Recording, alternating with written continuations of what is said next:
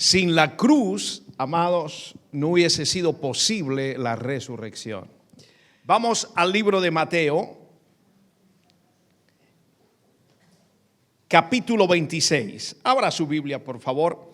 Es un día hermoso hoy para tener un corazón agradecido con nuestro Señor por lo que hizo, amados. Se despoja de su deidad, se convierte en un hombre como nosotros, en un ser humano como nosotros, viene al mundo, no le importó dejar su trono de gloria, el ser Dios, para reencarnarse en la persona de Jesús, vivir todos esos años en la tierra para traer un propósito a nuestra vida. Primero, cumplir el propósito, la misión que Dios Padre le había encomendado, porque no había otra solución. El pueblo judío a través de los años tenía que siempre sacrificar un cordero. Y a través de ese sacrificio, pues quedaban limpios, perdonados, pero volvían a pecar, como nos pasa a nosotros. Y Dios dijo, bueno, tanto Dios a través de la historia de la humanidad se arrepintió de habernos creado, que ustedes ya saben la historia del diluvio, ya saben la historia del arco iris, que el Señor dijo, bueno, jamás voy a volver a pensar en destruir al ser humano, ¿verdad? Pero por amor, pero dijo, no hay otra solución, el hombre no puede ni con las leyes están ahí, los 10 mandamientos, pero no las cumplen, entonces la solución no va a ser solamente un animalito, ahora un cordero, sino que voy a mandar a mi hijo para que se convierta en ese cordero inmolado, en ese ser maravilloso que aunque vivió tantos años aquí en la tierra, nunca nos falló, nunca pecó, el justo por nosotros los injustos. Es la única solución que me queda, y Dios, por ese amor con el cual nos ama, Él envía a su Hijo unigénito para que usted y yo tengamos esta salvación. Una salvación, amados, que es gratuita, que no tenemos que pagar, que tampoco es obligada. El Señor no nos obliga a recibir esta salvación, es gratis, pero que en realidad sabemos nosotros o entendemos o logramos discernir o entender la profundidad del precio que tuvo que pagar nuestro Señor Jesucristo.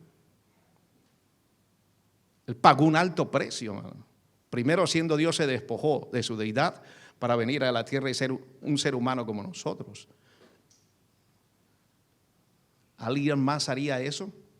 De esa manera, un rey se podrá despojar de todo lo que significa su trono, su poder, su autoridad, su reino, para ser uno más dentro de la multitud.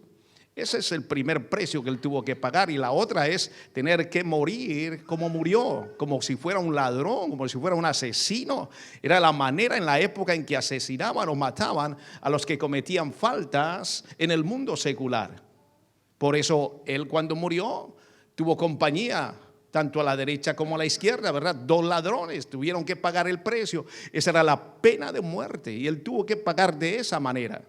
Y no solamente eso, la humillación de ser Dios, de ser el rabino, de ser el maestro, de ser nuestro Salvador, sino que permitir que gente secular que no lo conocían, gentiles como nosotros que eran los romanos, le pusieran una corona de espinas y la clavaran en la cabeza, hermano. Los que hemos ido a Israel, hemos ido y hemos paseado por el lugar del Cardo, por donde llevaron a Jesús preso.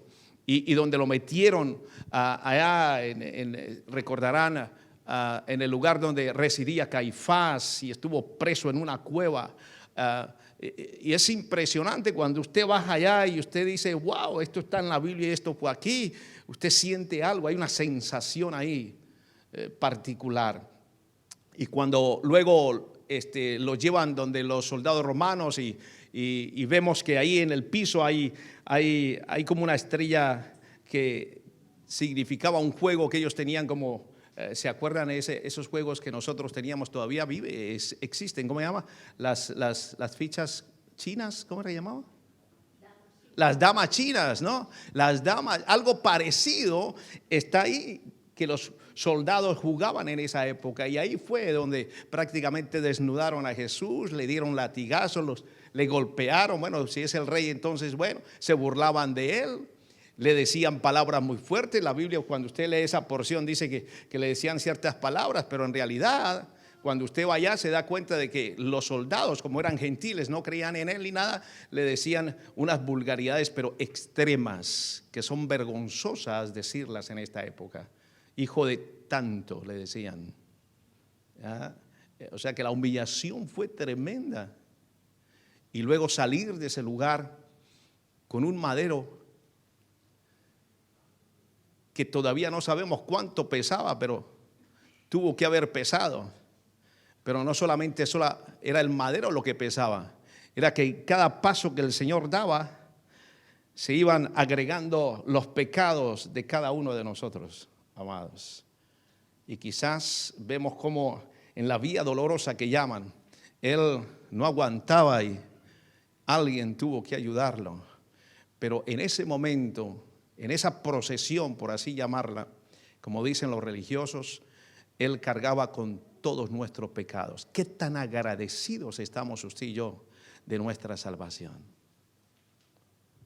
Hoy celebramos la resurrección, pero sin la cruz no podía haber resurrección. Hoy celebramos que Jesús vive.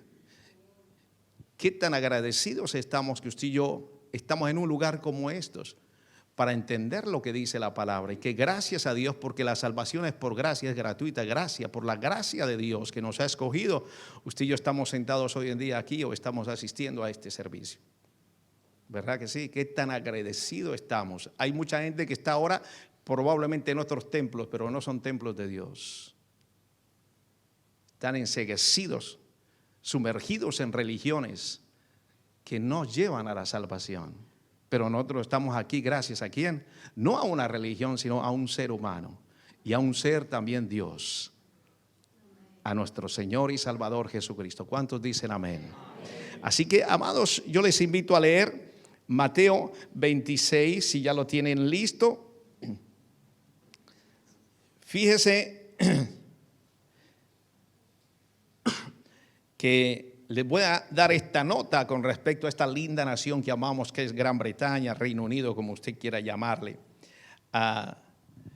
Siempre se ha dicho que este es un país con valores cristianos, que es un país cristiano, y de hecho la historia, si usted lee la historia, se va a encontrar que años atrás cientos, si no miles de hombres y mujeres de Dios fueron levantadas en esta nación e inundaron con el mensaje de salvación al mundo entero.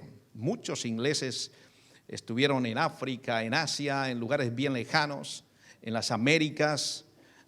Muchos de ellos no retornaron, era otra época, no habían aviones, no habían los barcos modernos de hoy en día, y muchos tuvieron que morir en esas tierras alejados, abandonados, simple y llanamente porque sabían que Dios les había llamado a predicar el evangelio a esas naciones. Y murieron de esa manera algunos lograron retornar, pero el mensaje del evangelio, gracias a esta nación, amados, se extendió. Y entonces decimos, ¿no?, que es un país cristiano. El otro día David y Jamie nos invitaron al parlamento y yo le decía a los hermanos, a los pastores que estuvieron con nosotros, que ese lugar, vemos la historia, vemos los bustos, las estatuas, pero no vemos que existió en este lugar también una cierta cantidad a través de los tiempos, de los años, de hombres y mujeres de Dios como nosotros que lograron penetrar a la casa del parlamento para ayudar a formar una constitución que hasta el día de hoy nosotros, incluso los extranjeros, somos favorecidos. De ahí aparecen las ayudas económicas, el income support, el child benefit en ayudar. Y esa constitución, amados, no la formaron exactamente siempre políticos, sino también gente cristiana que amaba a Dios en ese tiempo. Y recordaba también, mientras veía sus bustos, no aparecía, no está aquí el busto de, por ejemplo, William Wilberforce, que fue un hombre que Dios usó, un hijo de Dios que Dios usó para que entrara como parlamentario, como un político ahí, y a través de discusiones y de conocimiento logró que este país, esta nación, aboliera la esclavitud. O sea que Dios hizo grandes cosas en la casa del parlamento a través de hombres y mujeres de Dios en tiempos pasados. Y bueno, mire esta noticia, amados, da tristeza. Por eso usted y yo necesitamos levantar esa bandera bien especial de ser luz en medio de la oscuridad. En este país ha salido una nueva encuesta la semana pasada con motivo de la Semana Santa. ¿Y sabe qué reveló? Que 1 de cada 10 británicos considera que los huevos de Pascua, ¿verdad? ¿Ustedes han probado los huevos de Pascua o no? ¿Sí? ¿No? ¿No saben qué es eso? ¿Qué son los huevos de Pascua? ¿Ah? Los huevitos de chocolate, ¿verdad? Es una tradición aquí celebrar la Semana Santa con huevos de Pascua. Si usted no está metido entre el mundo anglosajón, seguramente no se va a enterar. Pero aquí los anglosajones, los ingleses, los británicos dan huevitos de Pascua, ¿sí o no? ¿Y qué hacen con ellos? Desean felices Pascuas, ¿verdad? Y nosotros lo abrimos y nos los comemos, ¿verdad? Bueno, pero fíjese usted cómo están las cosas. Fíjese que es una tradición a través de una religión. La gran mayoría fíjese usted, hermano, que esto me dio una tristeza increíble. 1 de cada 10 británicos considera que los huevos de Pascua son más importantes que la resurrección. Cuando se trata de la Pascua. ¿Sí ve cómo estamos de mal? ¿Sí ve la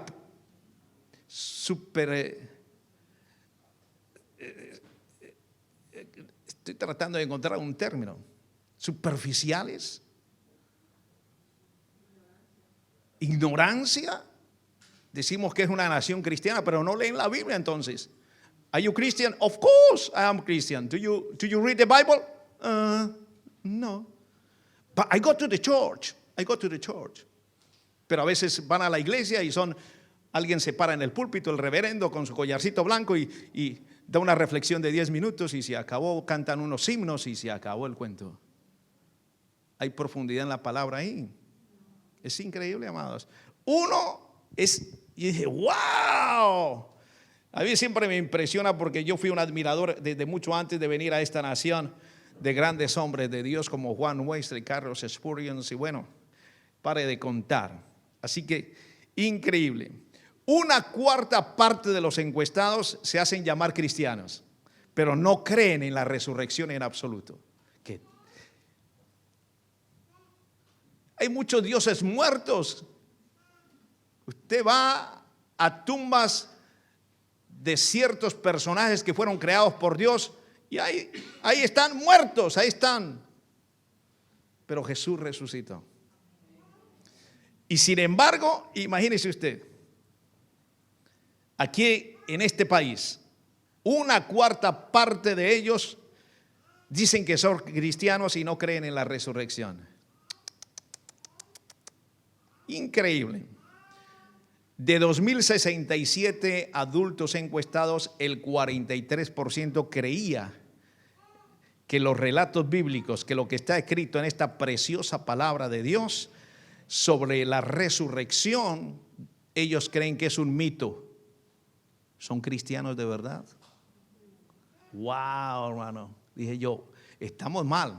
Y por eso todas estas naciones, por eso fácil lo que produce la ONU, ese movimiento de la extrema izquierda comunista socialista se ha incrustado en los gobiernos y por eso es que hoy vemos en las escuelas, mire usted, Star of the Week, vemos, ¿ese es el arco iris de la Biblia? ¿O el arco iris? ¿O el arco iris de la ideología del género? Satanás es un ladrón, es un copión. Es triste, amados. Y qué lindo, amado. Quiero felicitar a las parejas que ya están anotadas para ir al retiro. Ya el cupo está prácticamente lleno. No podemos sobrepasarnos porque solamente nos han dado una cifra, un número. Pero espero que toquemos un poco el tema porque los padres cristianos necesitan educación para saber cómo manejar la situación. Son otros tiempos completamente diferentes y nos han invadido, hermano, a través de los gobiernos con el tema de la ideología del género y toda otra tanta cantidad de basura que la Biblia llama pecado y que hoy en día es muy aceptable en la sociedad. y que muchos cristianos también lo están tomando como algo normal hoy en día y que la Biblia llama pecado. ¿Cómo hacer, amados? Porque es una ola. ¿Cómo hacer como padres para mantener a nuestros hijos en la ruta correcta en tiempos donde hay tanta apostasía, tanta inmoralidad que la sociedad y los gobiernos están aceptando? ¿Cómo hacer? Y nosotros los pastores, los que somos pastores de verdad, los que sentimos en el corazón el dolor de otras personas, nos hemos dado cuenta. Yo puedo recibir una niña y decir: pastor, yo estoy sintiendo algo por otra niña. Niñas de 10, de 11, 12, 13 años, amados. Es increíble. O usted ver a un niño que dice: no me llame niño, yo soy ella. ¿Cómo hace, amados? Eso debe ser doloroso para un padre, hermano. Y déjeme decirle que eso está sucediendo no allá afuera, en los inconversos. Esto está sucediendo en familias cristianas ahora. Y hay padres dormidos todavía en ese asunto. No se educan, no reciben información, no saben cómo hacer. Y necesitamos para estos tiempos aplicar lo que nosotros llamamos en este lugar oración. Oración y acción. Hay que orar y hay que ayunar y tenemos que educarnos, tenemos que prepararnos para estos tiempos malos. Tener esa capacidad, como dice la Biblia, de saber los tiempos que estamos viviendo y cómo encararlos, amados. Ya no estamos viviendo como hace 10, 20, 30, 50 años.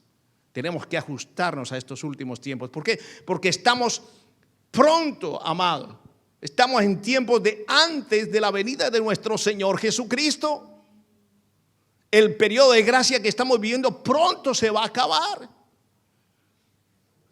Cuando eso ocurra, amado, y muchas veces lo hemos dicho acá, yo creo profundamente que estamos ya en el tiempo que la Biblia habla de principios de dolores. Me cuenta la historia de un pastor. Eso a mí me impresiona también. Yo digo: wow, Señor, guárdame. Necesito tu gracia, tengo que depender siempre de ti, tu sabiduría, tu entendimiento es supremamente importante. Pero un pastor que estaba en un grupo conmigo, que se le notaba, lo escuchaba o cuando escribía decía: este hombre es un hombre sabio, inteligente, conocedor de la Biblia. Y comienza a llegar la pandemia y comienza a morirse la gente y ocurrir lo que ustedes ya saben. Y el hombre, ¿sabe qué hizo? Dejó todo y se fue, subió a la montaña. Se retiró porque él decía que ya estábamos en la tribulación. No estamos en la tribulación, estamos en la pre. Yo soy de los que creo que la iglesia no va a pasar por el periodo de la tribulación. Pero hay gente que sí cree. Hay que leer la Biblia, hay que estudiarla, amados. Hay que entenderla, es la única manera, con la guía del Espíritu Santo. Si yo la leo con solo mi intelecto, me va a crear un problema. El Espíritu Santo siempre tiene que estar ahí en nuestro devocional diario, amados, para poder entenderla. Entonces vivimos tiempos difíciles. Muy bien, vamos a leer Mateo 26, amados. Fíjense en el versículo 36. ¿Por qué quiero tocar este tema? Porque quiero que en este día, con gratitud, podamos entender un poquito más profundo que aunque estamos alegres porque Jesús resucitó, también nos demos cuenta de que esa resurrección que Él tuvo que pagar un alto precio. Sabemos también por la Escritura, leyendo Hechos capítulo 1 versículo 3, que Jesús permaneció más de un mes en la tierra antes de ascender a los cielos después de la resurrección. Eso lo dice Hechos capítulo 1. Él resucita y se queda un tiempito más. ¿Ya? Dice la Escritura ahí en el libro de los Hechos: a quienes también después de haber padecido se presentó vivo con muchas pruebas indubitables, apareciéndoles durante 40 días hablándoles acerca del reino de Dios. Entonces, ¿qué fue lo que hizo Jesús antes de ascender a los cielos después de resucitado? Todos esos días, ¿qué fue lo que hizo? Se quedó para fortalecer, se quedó para enseñar y se quedó para confirmar la fe de los discípulos que estuvieron con él. Imagínense, el Señor nunca nos deja abandonados. Siempre Él quiere estar seguro de que estamos entendiendo, que nuestra fe se fortalece, y siempre el Señor nos quiere enseñar algo. Así que voy a comenzar este día hablando del Getsemaní, ¿ya? Para entender este proceso. ¿Qué dice Mateo 26? ¿Están conmigo? Entonces Jesús llegó con ellos a un lugar que se llama Getsemaní. Es un lugar que nunca dejamos de visitar cada año que vamos a Jerusalén. Y ojalá, si usted va o ha ido y no lo ha visto, no lo ha sentido de esta manera, cuando usted llegue a ese lugar, acuérdese por favor de este texto. Vamos, miramos los árboles, wow, ese árbol es de los años de Jesús. Wow, aquí fue donde el Señor, pero la parte espiritual, amada, la parte espiritual.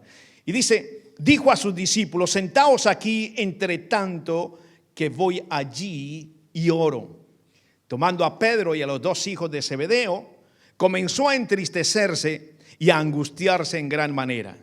Entonces Jesús les dijo: mi alma está muy triste hasta la muerte. Quedaos aquí y velad conmigo. Generalmente hablamos de que la tentación más grande que tuvo Jesús fueron aquellos 40 días y 40 noches en el desierto, después de ser bautizado. Bueno, es probable, pero para mí, hermano, personalmente, y no quiero que usted diga que para usted también si no lo convence la palabra, pero para mí yo creo que este fue el momento más tentador de nuestro Señor Jesucristo. En los otros, cuando Él se levanta después de salir del río Jordán y se va al desierto, aunque Satanás lo tentó y le ofreció muchas cosas, Él siempre fue firme. Vete de mí, apartado de mí, Satanás. Siempre lo venció. Pero en este vemos la otra parte de Jesús. Claro, Él era Dios, pero recordemos que Él también se convierte en un ser humano como usted y yo. Aquí está la figura del hombre, del Jesús hombre, y por eso dice: mi alma está muy triste hasta la muerte. Quedaos aquí y velad conmigo.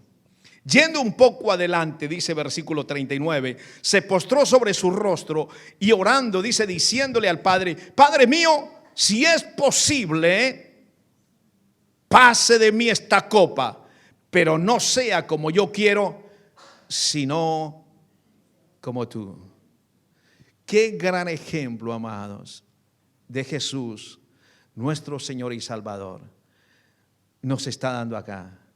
Hoy en día tomamos decisiones y vamos al altar y le decimos: Señor, ya lo hice, ahora bendígame, sígame. Aquí el Señor está diciendo que no sea como yo quiero, sino como tú. En ese momento, ¿qué estaba sintiendo Jesús? ¿Qué estaba sintiendo ese Jesús hombre? No quiero ir a la cruz. Sé lo que me va a pasar.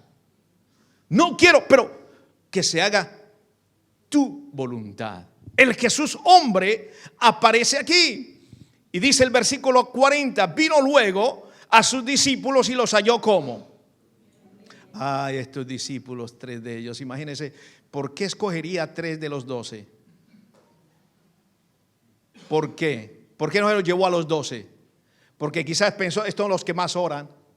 Estos son los que yo he visto a través de estos 3 años de ministerio. Estos son los que yo veo que están más atentos a lo que yo estoy diciendo. ¿Será? O no, yo los he visto orar y son tremendos para la oración. ¿Por qué escogió a sus 3? ¿Y cómo los halló? No discernían estos 3 discípulos lo que realmente estaba pasando. ¿No le pasa a usted algo así parecido? Que usted está rodeado de ciertas personas y usted cree que le van a ayudar y eso nos pasa a nosotros en el ministerio. Nosotros decimos: esta persona puede ser efectiva para esto. y a veces no. No discernían. Tuvieron el privilegio de ser invitados por el Señor a ir aquí, acompañarles en un momento difícil. No le verían el rostro, la mirada. Pero si Él ya les había repetido una y otra vez que había llegado el tiempo. ¿Qué pasó en la cena? ¿Qué les dijo cuando se sentaron? Tenía unas ganas tan grandes de invitarles, de pasar esta cena con ustedes. Y todo lo que pasó, amados, no solamente fue el pedacito de pan que Jesús le dio a Judas, lo que ellos vieron. La duda antes de que el Señor pasara el pan de cada uno de los discípulos: ¿seré yo el que te voy a traicionar? No, pasaron muchas otras cosas en esa mesa, además de la comida que ellos.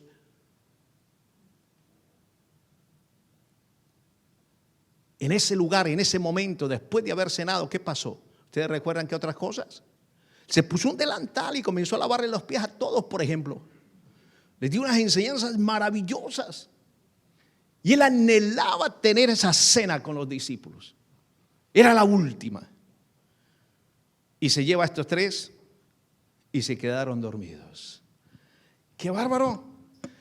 ¿En qué versículo vamos? En el 40. Dice el 40, repitamos: vino luego a sus discípulos y los halló durmiendo y dijo a Pedro: así que no habéis podido velar conmigo una hora. ¿Qué pasó, Pedro? Hoy en día el Señor nos puede estar diciendo en la resurrección: ¿qué pasa, iglesia? ¿Cómo están, iglesia? ¿Cómo está? ¿Cómo estás tú? Y Él reafirma la necesidad de velar y de orar. ¿Será que como en el tiempo aquel donde Pedro y sus dos compañeros ni velaron y tampoco oraron, existe hoy cristianos que no velan ni oran? Mire lo que dice aquí, versículo 41: velad y orad. ¿Para qué? Para que no entréis en tentación. Mire la importancia de velar, de estar atentos a los acontecimientos, a la vida hoy, y de orar. Mire, la importancia nos salva, el velar y la oración nos salva de tentaciones. Es lo que está diciendo el Señor Jesucristo acá. Wow. El espíritu a la verdad está dispuesto, pero la carne, la única manera de vencer la carne es a través del espíritu. Recuerda lo que dijo Juan el Bautista. Siempre me gusta esa frase de Juan el Bautista: es necesario. Él era el último profeta del Antiguo Testamento. Bien curioso que sale en el Nuevo Testamento. Es Juan el Bautista. Bien curioso. El último, ¿ya? Y sin embargo él dice, siendo profeta y teniendo un llamado tan digno, él dice: es necesario ahora que yo mengüe y que Él crezca. Es importante, amados, para usted ser un cristiano victorioso, un cristiano maduro, un cristiano entendido en estos tiempos, que Él crezca en ti y tú mengues. Y la única manera de hacer eso, de poder derrotar el ego, la carne que todos nosotros tenemos, es permitiendo que el Señor crezca en nosotros a través de su Espíritu. No hay otra manera. Yo conozco teólogos soberbios, tienen doctorado, saben de Biblia, pero cuando usted habla con ellos es una humildad falsa. Se les nota la soberbia. ¿Por qué? Porque ellos creen que el conocimiento les te suben el ego.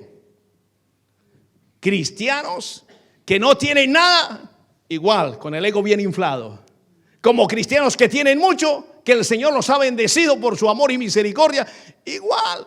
Pero también conozco al revés. He tenido la oportunidad de conocer gente multimillonaria que usted no se da cuenta que tienen mucho dinero, a menos que usted les pregunte. Y ellos le explican a ustedes ciertas cosas. Y digo, wow, nosotros hemos conocido. Conocimos hace años atrás, por ejemplo, ahora mismo me acuerdo de un siervo de Dios. Nos invitaron a un evento y estuvimos ahí lado a lado, hicimos amistad. Eso fue en Guatemala, ¿no? ¿Se acuerda? Nunca se me olvida. Una humildad de ese hombre y lo presentaron como pastor. Pastor, estamos ahí los pastores. Pero a través de los días comenzamos a hacer amistad. Una sencillez impresionante. Una sencillez. Y cuando nos llevaron a visitar la antigua Guatemala, la parte cultural, ahí tuve oportunidad de caminar por esas calles del pasado. Y de preguntarle, porque ya estábamos los dos solos en el camino. Pastor, ¿dónde está su iglesia? ¿Dónde? ¿Cómo es tu iglesia? Y él comienza a contarme. Yo espabilaba, hermano. Bueno, yo no era pastor, me decía. Yo soy un hombre de negocios. Y entonces cuando se bajó esto de la cortina de Europa del Este, se abrieron las puertas para yo llevar mi negocio a los países de Europa del Este. Y comencé a viajar, a hacer negocios. Y resulté aconsejando a mis clientes. Y cada vez venían más. Se me abrían puertas para mi negocio y para el reino de Dios. Y como no habían pastores, me tuve que convertir en pastor. Ahí sentí que el Señor me llamaba al pastorado. Ahora no recuerdo cuántas iglesias me dijo que tenía en Europa del Este. Impresionante, de una manera impresionante. Dije, no lo busqué. El Señor me abrió las puertas y sucedió. Y no podía dejar. Busqué quien les pastoreaba. Y como claro, ya era un cristiano maduro, era un hombre de negocios, pero ya entendía la Biblia. Sabía en la forma como atendía a sus clientes que tenía dones, capacidad también para ministrarles, darles un pastoreo. Entonces él dijo, no los puedo dejar abandonados. Ese es el corazón de un pastor. Sale la parte que Dios quería, la otra parte de la cara de la moneda, y él comienza a pastorear y sus iglesias son bendecidas, son prósperas. ¿No es eso maravilloso, amados? Y es un multimillonario. Es increíble, ¿no?, cómo el Señor hace las cosas. Vamos en el versículo. Entonces dice que el espíritu a la verdad está dispuesto, pero la carne es débil. Y el versículo 42, otra vez fue y oró por segunda vez diciendo, Padre mío, si no puede pasar de mí esta copa sin que yo la beba, hágase tu voluntad. Mire usted la agonía que sentía el Señor Jesucristo allí en el Getsemaní. Era una agonía bárbara. ¿Por qué? Porque ahí estaba en juego su parte humana. La parte divina no sufría, pero la parte humana, él quiso ser como nosotros. Él se ofreció. Y entonces estaba diciendo eso. Y dice el versículo 43 que regresó y los halló durmiendo porque los ojos de ellos. ¿A usted no le ha pasado que usted quiere orar y comienza a cabecear? Pero prende la televisión y el partido de fútbol no lo deja dormir. ¿No le ha pasado eso? La película usted la ve enterita, pero comienza a orar, a abrir la Biblia y pum, pum. ¿Ah? Interesante, ¿verdad? Wow. Y dejándolos, dice el versículo 44, se fue de nuevo y oró por tercera vez diciendo las mismas palabras. Mire usted, 3 veces el Señor lo hizo. Y siempre la misma. ¿Cómo sentiría el Señor ahí? Sé que voy a morir, sé que me van a humillar, sé que me van a golpear, sé que me van a poner una corona de heridas, sé que voy a tener un ardor, un dolor, no solamente en lo físico, sino en mi alma. Sé que me van a clavar como un ladrón. Sé que voy a ir a ese lugar, Señor. Y él ora. ¿Cómo sería la agonía del Señor en ese momento? Entonces vino, versículo 45, a sus discípulos y le dijo, dormid ya, descansad, he aquí ha llegado la hora. Y fíjese que no dice el Hijo de Dios. ¿Qué está diciendo acá? ¿Cómo le decía a los fariseos, a los religiosos, que él era quién? El Hijo de Dios. A ellos le decía, yo soy el Hijo de Dios. Pero aquí está diciendo Mateo, el Hijo del Hombre, la parte humana. en el Getsemaní de nuestro Señor Jesucristo. Es entregado en mano de ¿quién? De gente justa, que está diciendo en mano de pecadores. Wow, amados, tremendo. Levantaos, vamos a ver que se acerca el que me entrega. Tremendo, amados, tremendo. Es un pasaje que es bueno tenerlo siempre presente. Amén. ¿Ese reloj está parado o está trabajando? ¿Sí está trabajando? No, sí, ok. Okay. Dice que estoy mirando cada rato el reloj y a veces, ok. Muy bien. Entonces, fíjense, amados, que la Biblia habla, sí, de ciertas tentaciones de Jesús, especialmente dos, pienso yo, bien fuertes. Y una fue la del desierto y esta en el Getsemaní. Quiero hacer ese énfasis, que la Biblia ciertamente afirma que Jesús era completamente o es completamente Dios, pero también eligió ser completamente hombre cuando se despoja de su deidad y viene a vivir aquí a la tierra. ¿Ya? Ahora, dice Filipenses capítulo 2, versículos 5 al 8, que siendo en forma de Dios, mire usted para que pueda entender, porque a veces, no, hasta los, no, pues hay religiones pero ¿cómo?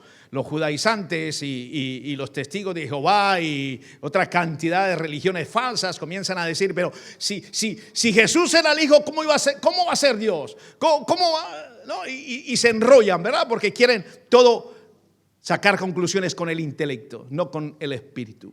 ¿Ya? Si el Padre está en el cielo, el Padre manda a su Hijo, entonces Jesús es el Hijo de Dios. ¿Cómo Jesús va a ser Dios?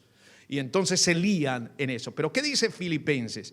Dice que siendo de forma de Dios, no estimó el ser igual a Dios como cosa a que aferrarse, sino que se despojó a sí mismo, dice la Escritura, tomando forma de siervo, haciéndose semejante a los hombres. Mire usted cómo habla aquí el apóstol Pablo acerca de Jesús.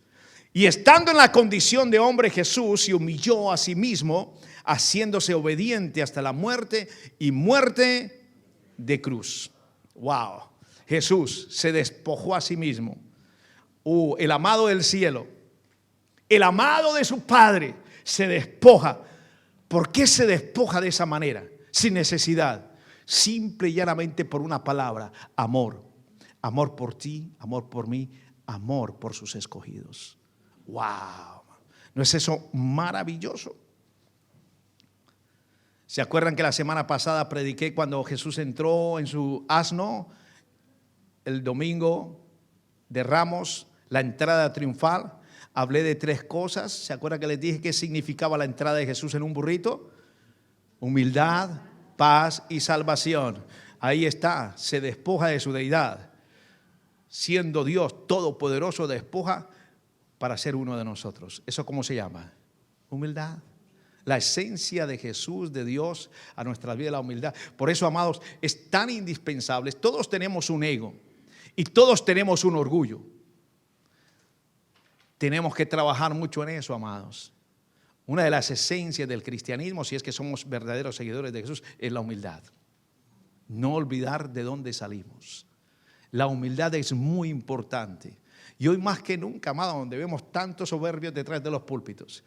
La humildad, porque la esencia de esa humildad viene de Jesús, viene de Dios. Mire usted aquí, es supremamente importante. Ahora, hablemos un poquito de la palabra Getsemaní. Cada año vamos y llegamos ahí. Es tan importante ese lugar, amados, y es lindo, es precioso, porque cuando usted llega ahí, comienza a bajar y usted, hermano, ve la hermosa ciudad antigua de Jerusalén. Y yo siempre me acuerdo y decía: Señor, usted bajaba por acá. Es un lugar de los favoritos de Jesús, el Getsemaní. Él muchas veces se alejaba para orar en ese lugar. Esa no fue la primera vez que fue a orar antes de ser entregado a los pecadores. No, él había ido varias veces a orar. Por ahí pasaba incluso. Cada vez que venía del norte, muchas veces llegaba a Betania, que era la casa de Lázaro y sus hermanas. A veces pernoctaba ahí, pero siempre pasaba por el Monte de los Olivos para llegar a Jerusalén. Un lugar de los preferidos de Jesús. Es más, ¿de dónde ascendió? ¿De qué lugar? Del Monte de los Olivos. cuando el Señor ascendió a los cielos, fue desde ahí. Y es más, ¿qué dice la Biblia? Que ¿a dónde va a regresar?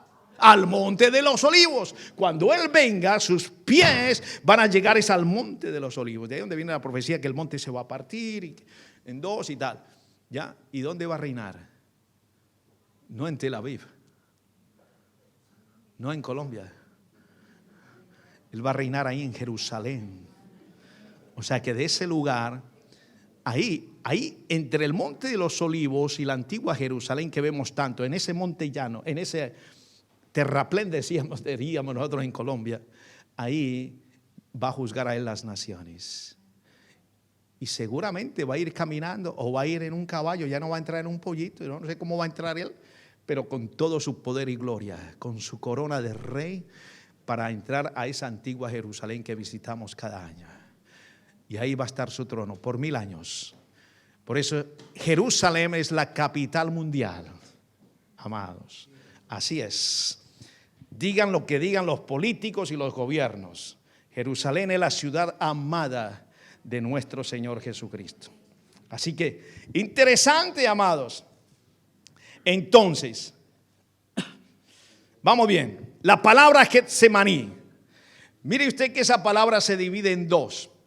Yo no soy muy bueno para pronunciar el hebreo, pero esa palabra significa prensa de aceite. Getsemaní significa prensa de aceite. Y en hebreo sería Gatzmanim. Espero que no haya ningún hebreo por aquí escuchándome, viéndome en Israel. Pastor, la pronunciación es probable, ¿ya? Ahora, cuando hablamos de Getsemaní, a veces la gente piensa que es un jardín, pero cuando usted va, se da cuenta que no es exactamente un jardín como el que nosotros pensamos, en el sentido de flores y plantas. No, en realidad es un olivar. Usted ve árboles de olivos. ¿Ya?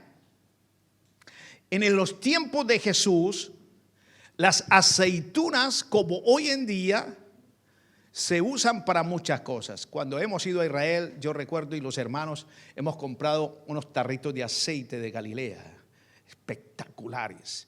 Fue así como yo aprendí a comer pan con aceite. Yo siempre le echaba al pan mantequilla, pero fue a través de los hebreos, más que en el mundo mediterráneo, en los países, España, Italia, utilizan mucho el aceite de oliva para comerlo así, pero yo aprendí, fue con los hebreos, con los judíos, ese aceite de la tierra de Israel con pancito, y tiene como unos sabores riquísimos, especiales. Entonces siempre que vamos a esos lugares y podemos, pues traemos esos tarritos, ¿verdad? De aceite de oliva de Israel, de la tierra santa. Bueno, pero en aquel entonces, amados, se usaban para la comida, se usaban para el aceite de lámparas, para condimento de alimentos y muchas otras cosas más. Un uso importante de este aceite, como vemos tantas veces en la Biblia, era, por ejemplo, ungir a las personas para funciones espirituales. Y servía de señal de que la persona que era ungida tenía el poder del Espíritu. Por eso con el aceite se ungen reyes en el pasado y hasta el día de hoy. Ya les conté el domingo pasado que el 8 de mayo va a ser la coronación del rey Carlos III de Inglaterra o de Gran Bretaña, y el aceite con el que le van a ungir es aceite del monte de los olivos. ¿Ya? Muy bien. ¿Qué más podemos decir? Dice, por ejemplo, primera de Samuel 16:13. Dice, entonces Samuel tomó el cuerno de aceite y lo ungió en medio de sus hermanos. ¿Se dan cuenta? Llenó un cuerno de aceite, hizo una unción y dice, y el Espíritu del Señor descendió sobre David desde ese día en adelante. Entonces, el aceite de la unción. Es bien interesante. Igual nosotros traemos aceite de la unción de Jerusalén. El problema hoy en día es que hay gente que hace negocio con ese aceite. Y a veces se les acaba por puro negocio y sacan aceite de cocinar y lo echan en cositas. Y es increíble hoy en día eso, hermano. Puro negocio. Los religiosos siempre queriendo abusar de las cosas de Dios. Entonces, estamos viendo que el aceite se usaba por completo, que nada se desperdiciaba. Ahora, ¿por qué el Señor fue al Getsemaní? Y entonces yo encuentro que hay ciertas relaciones. De la misma manera Jesús, que Él derramó su carne y su sangre y se entregó por nosotros. Lucas, el doctor Lucas nos dice que este era su lugar para meditar. Lucas dice que Él nos transmitía que era su costumbre ir al Monte de los Olivos. O sea, que no solamente era para pasear, para ver fue desde el Monte de los Olivos que vio a Jerusalén y se puso a llorar y dijo: Jerusalén, Jerusalén, que mata a los profetas y tal. Fue desde ahí. Pero él no iba solamente para ver la panorámica. Él tenía ese lugar exclusivo también para ir a orar al Padre. Era su costumbre para ir allí. Y una de las cosas que hizo Jesús fue que se identificó con la difícil situación del precioso olivo. ¿Por qué? Porque como él fue vaciado, también el olivo, la fruta del olivo, es vaciada para que cuando se presione, pues salga todo el aceite. Aquí, en ese olivar, Jesús también fue prensado, para usar una palabra parecida a los que trabajan con el olivo. Una aceituna. Generalmente esto lo aprendí en las idas a Israel con nuestros guías y lo anoté. Una aceituna pasa por 3 presados diferentes. Esto es bien interesante, amados. Perdón, prensados. Prensar es, ¿ya? Antes de que se convierta una aceituna en un residuo, en el cuncho diríamos nosotros en Colombia, ¿no? En lo que queda, ¿verdad?, de la fruta que alguna vez estuvo llena de aceite. Es bien interesante que yo lo relaciono con el Señor, porque Jesús al ir ahí, yo digo: wow, Señor, tú fuiste prensado también. Mientras sus discípulos cansados dormían, en su momento de mayor debilidad, y 3, cuando el Padre lo dejaba para cumplir con su tarea. Me siento abandonado. Ahí Jesús, como persona humana, al ver que Dios ya no podía, su Padre, hacer nada, que lo dejaba para que cumpliera la tarea, ¿a quién buscó? Buscó consuelo en sus amigos. Por eso se llevó a 3 y le fallaron. Wow. Mi alma está muy triste hasta la muerte. Quédate aquí y vela conmigo. Wow. ¿Se imagina usted, amado, que el Señor te dijera: Pedro, Pablo, Juan, María, Estela, acompáñenme? Necesito su compañía. Qué honor, qué privilegio. ¿Usted qué haría? Y si usted se diera cuenta que no era un momento cualquiera, que era el momento más terrible de la existencia de Jesús, y Él te separe, te escoja para que le acompañe en esos momentos, ¿pasarías algún tiempo con Jesús? Qué tremenda invitación, amados. Pero los discípulos no tuvieron discernimiento en ese momento. Yo solo me imagino, yo no sé si a usted le ha pasado, pero yo he pasado vergüenzas a veces. Y yo digo: ay, ¿qué sentirían ahora los discípulos después de que Jesús les dijo: bueno, vamos, levantémonos ya pasó lo que tenía que pasar, ahora vienen a arrestarme los pecadores, así que levántense? ¿Cómo creen usted que se sintió Pedro y los otros 2? ¿Avergonzados? ¿Sentirían como a veces nosotros sentimos: si yo hubiera hecho esto, a lo mejor no hubiese pasado, es mi culpa? ¿Cómo se sentirían los discípulos en ese momento? cuando vieron que venía la tropa, los soldados. ¿Se acuerda la reacción de Pedro? Que sacó una daga y le cortó la oreja ahí al vecino que venía con los romanos. ¿Cómo sería el querer restituir, el querer? Qué pena, Señor, te abandonamos, perdóname. Y cuando huyeron, porque una vez que lo cogieron, huyeron, ya vino otra vez. Si hubo coraje, tuvo que haber sido poquito el coraje, porque en poco tiempo, porque después salieron corriendo y se escondieron. Lo dejaron solo, abandonado a Jesús. Ya después saben lo que pasó. Poco tiempo después que Pedro negó al Señor, ¿cuántas veces? ¿Y por qué lo negó? ¿Por qué no dijo, sí, yo fui el que le corté la oreja, yo estaba ahí? Es más, me dormí. ¿Por qué negó? ¿Por qué negó que él era uno de los, a pesar de que le veían el rostro, este es Galileo, el acento, oh, este viene de Galilea, este estaba con Jesús, si lo hemos visto, yo no conozco a ese, también igual. Mire usted a veces la ingratitud de nosotros, amados.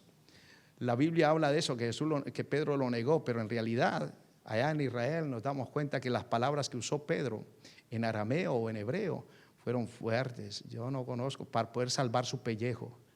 Yo no conozco así fue tantas. Ese no es. Así se salvó. Bueno. Qué ingratitud, ¿verdad? Somos nosotros a veces. Es increíble, amados. Es increíble. Muy bien. Entonces, ya estamos terminando, creo yo, mano. Ahora, lo más lindo de esto, amados, lo más lindo, ya, si a usted alguna vez le dejan solo, se siente solo, se siente abandonado.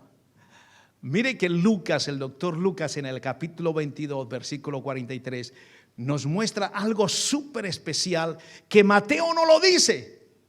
¿Usted sabe qué es? Cuando ya estaba Jesús solo, ¿qué dice aquí? Y se le apareció un ángel del cielo, ¿para qué?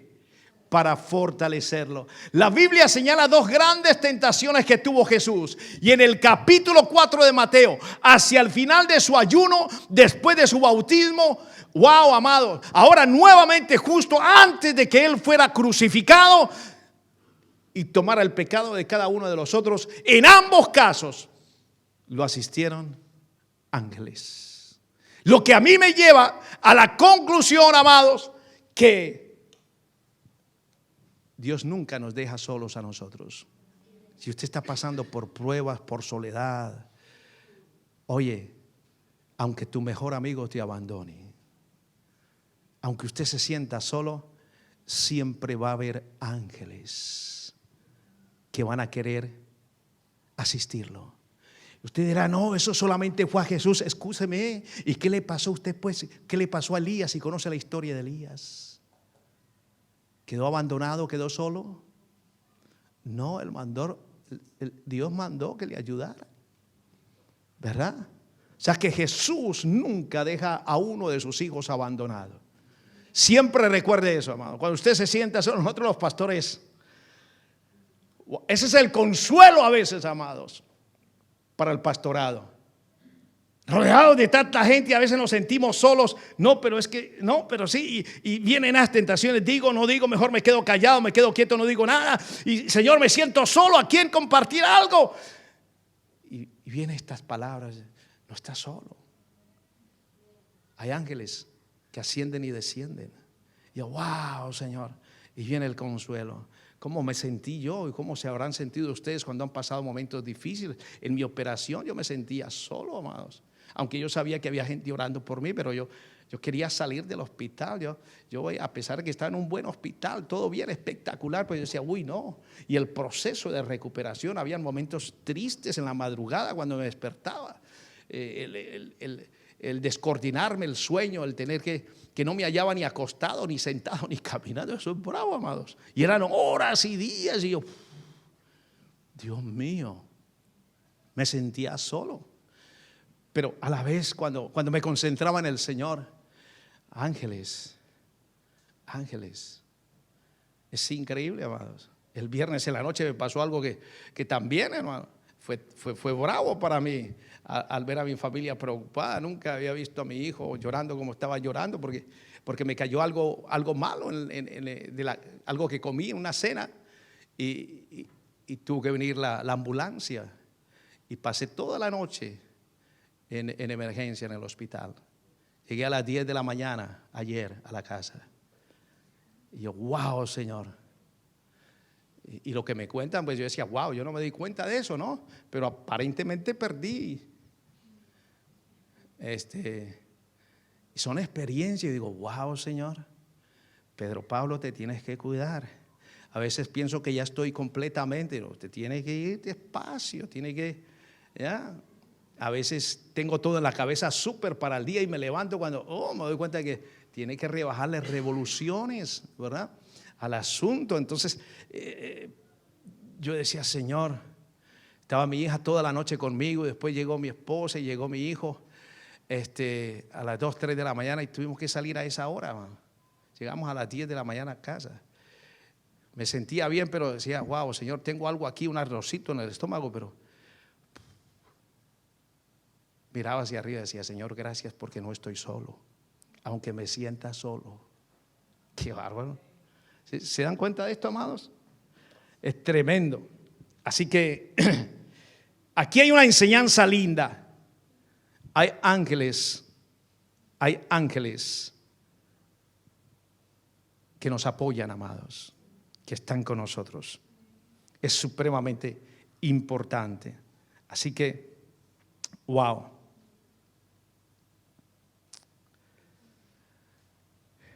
Tengo que acelerar.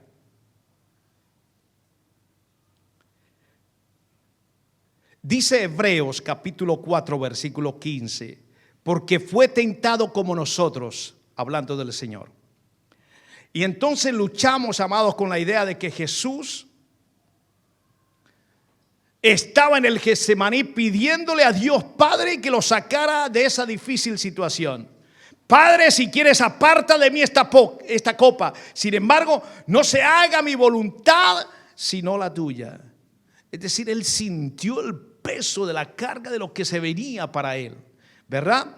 Ahora, Hebreos 5, 7 nos dice que él en los días de su carne, ¿ya?, Jesús ofreció oraciones y súplicas con gran clamor y lágrimas al que podía librarlo de la muerte y fue oído por su reverencia. Sí, amado, su agonía fue tan intensa que su sudor era como gotas de sangre. Y les voy a contar un testimonio de un hermano mesías, de un hermano judío mesiánico, de un mesiánico, perdón. Él cuenta que se convierte de joven al Señor Jesucristo, judío. Y como vivía en Jerusalén, dice que en una ocasión sintió irse al Getsemaní. Y que fue al Getsemaní y que mientras caminaba allí por esos lugares donde hemos estado, vio un olivo maduro y lo tomó. Y se fue y se sentó en un lugar ahí en el Getsemaní y se puso a reflexionar sobre lo que le había pasado a Jesús ahí antes de que fuera llevado preso. Las gotas de sangre. Dice que cuando él comenzaba a reflexionar y a recordar lo que estaba diciendo la palabra, él comenzó a apretar la fruta del olivo. Recuerde, estaba madura. Las gotas de sangre del Señor.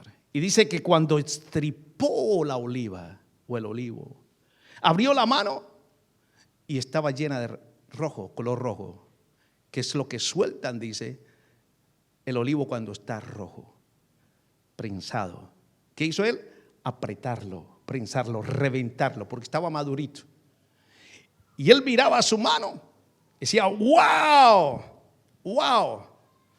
A medida que pensaba, oraba, hablaba con Jesús acerca de ese momento que él tuvo ahí, que sudaba como gotas de sangre, entonces la aceituna jugosa se revienta en su mano, desde luego, y aparecen como si fueran, dice, la soltaba así, eran como gotas de sangre.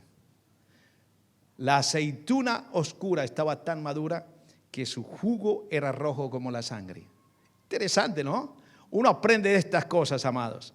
Así, les compartí antes, rápidamente, que la aceituna pasaría por 3 prensados, ¿verdad? Y cada una tiene su propósito y su aplicación espiritual.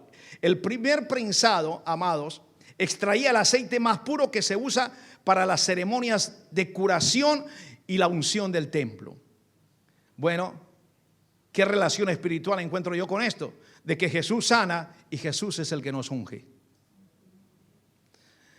2, el aceite de la segunda prensada se utilizaba para la alimentación, para la cocción. Bueno, alimentación simboliza en la Biblia que Dios es un Dios que nos sostiene. ¿Qué hace Jesús con nosotros? Él nos sostiene. De Él proviene todo lo que tenemos, la provisión de Dios, ¿verdad? 3, el tercer prensado, cuando la aceituna es prensada por tercera vez, se produce un aceite que sirve para las lámparas, para la luz, para la iluminación. Y se usaba en esa época de Jesús exclusivamente para eso, para las lámparas. Bueno, ¿y qué hace Jesús hoy en día con nosotros? ¿Quién es el que nos da luz? Jesús. Y no solamente nos da luz, sino que nos hace luz. Él dice que somos la luz del mundo, que usted y yo somos luz. Es Jesús. Entonces yo veo aquí una tremenda aplicación bíblica, amados, de por qué Jesús estuvo en el Getsemaní y no estuvo en otro lugar. ¿Por qué no se fue al monte Carmelo o a otro monte? ¿Por qué estuvo en los Olivos? Hay mucha aplicación espiritual. Él nos sana, Él nos unge, Él nos sostiene, Él nos da luz y hasta nos hace luz. Tremendo. Y ahora sí quiero terminar con esto. No todos los que presenciaron los últimos momentos de Jesús creyeron en Él. Especialmente los líderes religiosos, los escépticos. Probablemente muchos de los soldados romanos no creyeron en Él. Y pudieron haber pensado, oye, la muerte de este rabino, yo lo escuché hablar, hablaba muy bonito, tenía mucha sabiduría, pero a pesar de que se proclamó el Hijo de Dios, el Rey de los judíos, oye, ¡qué desperdicio! Mucho de la gente que no creyó posiblemente pudo haber pensado, este hombre hablaba muy bien. Acuérdense, amado, que el domingo cuando hablamos de eso no lo mencioné, cuando él entra en un burrito en la entrada triunfal y la gente, hubo tanta gente que le ponía cosas y le decían hosana al rey. Esa gente creía que él era el rey de los judíos, pero que los iban a salvar de la esclavitud de los romanos, que él era probablemente mejor que Barrabás. Pero cuando el Señor dice, no, yo vengo de otra manera. ¿Qué pasó cuando él cargaba la cruz? Yo creo que muchos de los que estuvieron diciendo hosana, hosana, hosana, después le estaban diciendo crucifíquenle, crucifíquenle. Y cuando él llevaba la cruz y se veía la gente ahí en las calles de la antigua Jerusalén, muchos de ellos estaban ahí novelereando, chismoseando. Ninguno de ellos se atrevió a llevarle la cruz, a cargarla, a decirle a los romanos no le peguen más. Ninguno de ellos. Wow. Estoy seguro que muchos de ellos vieron el cuerpo humano desnudo de Jesús, ensangrentado, golpeado, y pensaron qué desperdicio. Este hombre hablaba muy bueno. Este pudo haber sido un buen político. Mire, le vimos sanar enfermos, pero ahora no puede vencer la cruz. De hecho, eso pudieron haber pensado los escribas y los fariseos, los religiosos, como los hay hoy. Como dice Mateo 27, 42, 43, Él salvó a otros, Él no puede salvarse a sí mismo. Si es el Rey de Israel, baje ahora de la cruz y creeremos en Él. Wow. Que Dios lo libre ahora si lo quiere, porque Él les había dicho, yo soy hijo de Dios.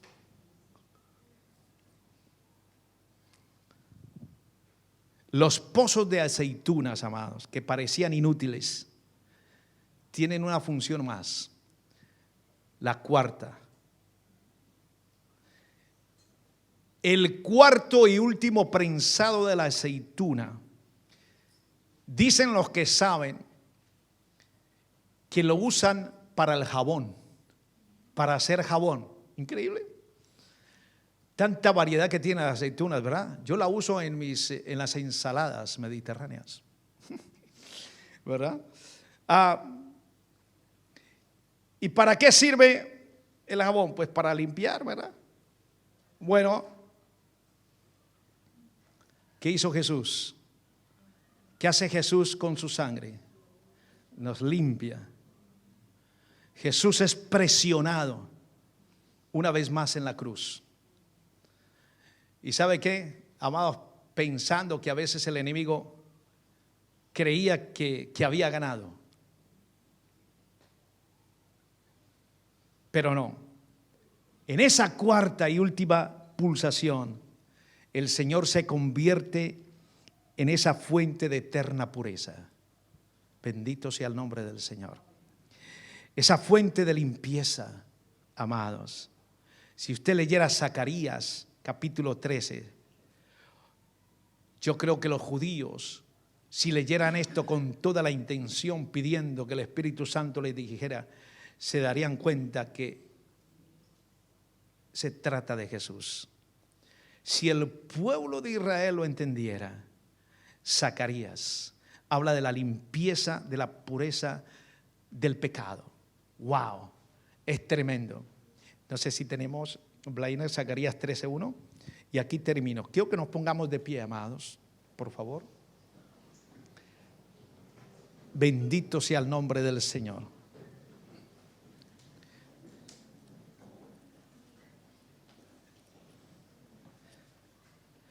Entonces sí, amados, estamos celebrando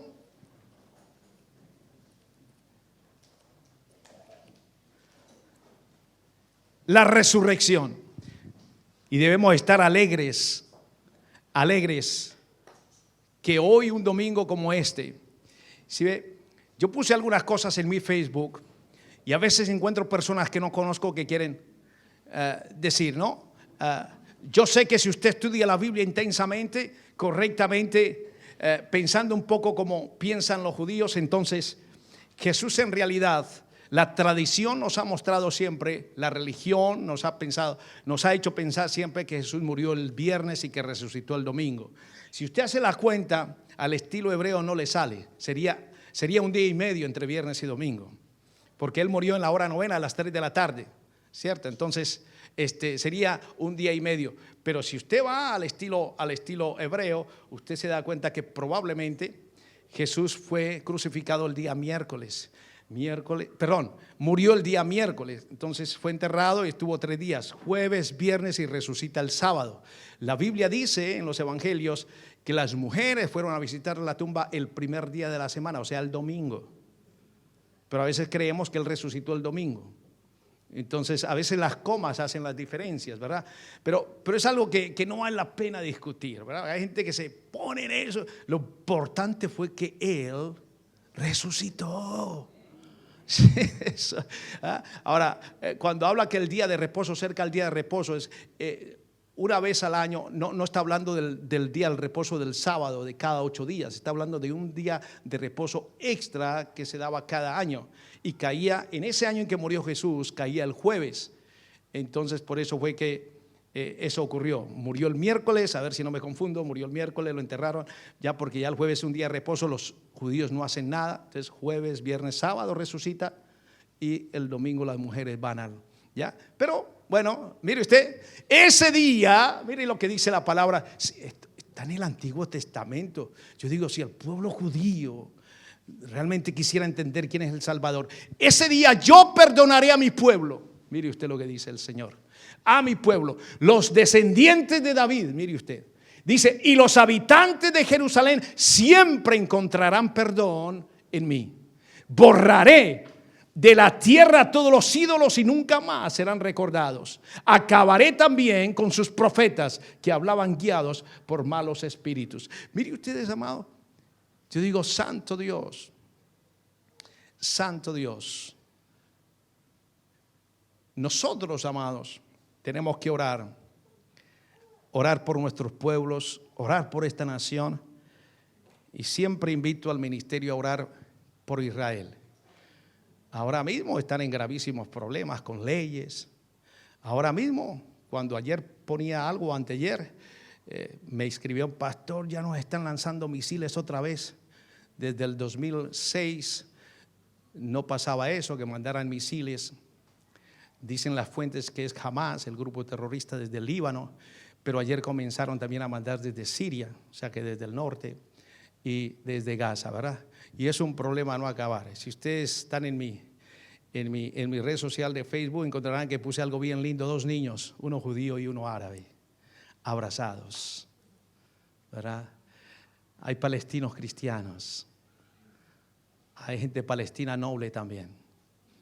Muchos de ellos han trabajado con nosotros cuando vamos a Israel. Algunos de ellos como conductores de nuestro guía en el autobús que viajamos, y nos cuidan durante todos esos 10 días. Y entre ellos, judíos y palestinos, ellos disfrutan, gozan, se ríen, juegan. Es increíble, ¿no? Pero eso no lo señala la prensa, ¿verdad que sí? Padre, quiero terminar, Señor. Quiero darte gracias, alabarte y bendecirte, Señor. Tome un momento, amado, allí en su intimidad, en su corazón, para darle gracias al Señor por su vida. Y, Señor, darte gracias porque cumpliste la tarea, la misión que Dios Padre te encomendó, de morir de una manera horrible, vergonzosa, solo para traernos bien a cada uno de nosotros. Dele gracias al Señor que tu nombre está inscrito en el libro de la vida. Dele gracias que podemos estar en un lugar como este, entendiendo que Él es nuestro Señor y nuestro Salvador. Dele gracias al Señor por haber cargado todas nuestras iniquidades,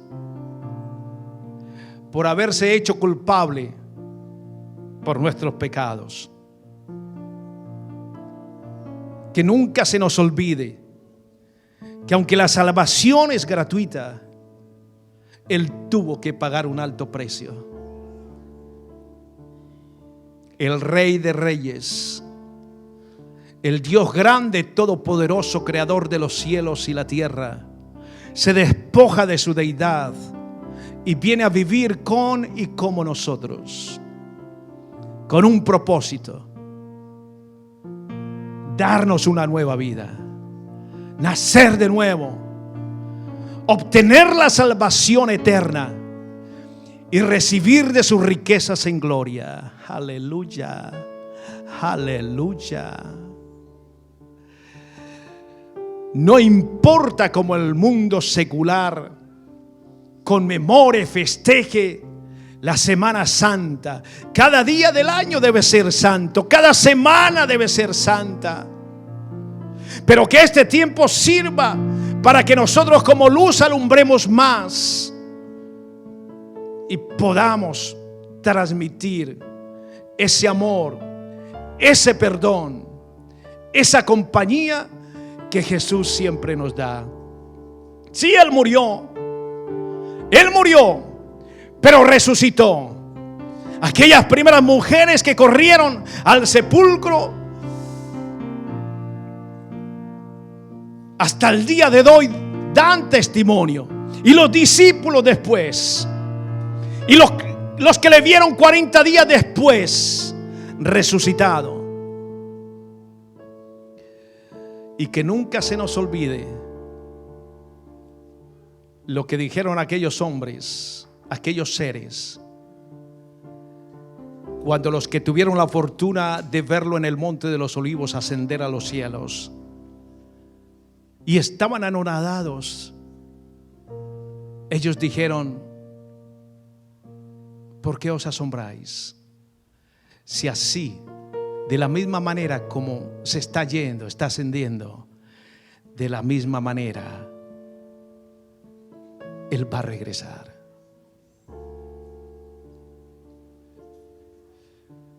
Nunca se deje confundir, amado.